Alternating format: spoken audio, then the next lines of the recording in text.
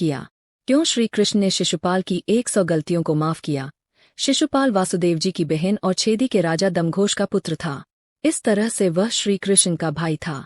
जब शिशुपाल का जन्म हुआ तो वह विचित्र था। जन्म के समय उसकी 3 आंखें और 4 हाथ थे। यह देखकर शिशुपाल के माता पिता बहुत चिंतित हुए। उन्हें लगा कि उनके घर में पुत्र के रूप में कोई राक्षस पैदा हुआ है। इस भय से उन्होंने शिशुपाल को त्यागने का फैसला किया। लेकिन तभी आकाशवाणी हुई कि बच्चे का त्याग न करें। जब सही समय आएगा तो इस बच्चे की अतिरिक्त आंख और हाथ गायब हो जाएंगे। लेकिन इसके साथ ही यह भी आकाशवाणी हुई कि जिस व्यक्ति की गोद में बैठने के बाद इस बच्चे की आंख और हाथ गायब होंगे वही व्यक्ति इसका वध करेगा। आकाशवाणी से शिशुपाल के माता पिता की चिंता तो चली गई, लेकिन उन्हें उसके वध की चिंता सताने लगी।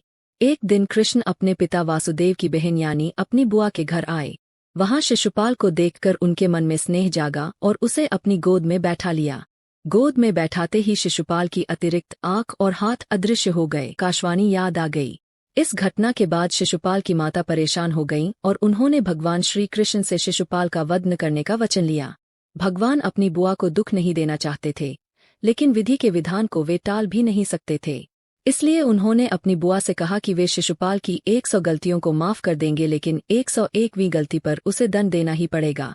लेकिन इसके साथ ही उन्होंने बुआ को ये भी वचन दिया कि यदि शिशुपाल का वध करना भी पड़ा तो वध के बाद शिशुपाल को इस जीवन मरण के चक्र से मुक्ति मिल जाएगी। यही कारण है कि श्री कृष्ण ने शिशुपाल की 100 गलतियों को माफ किया।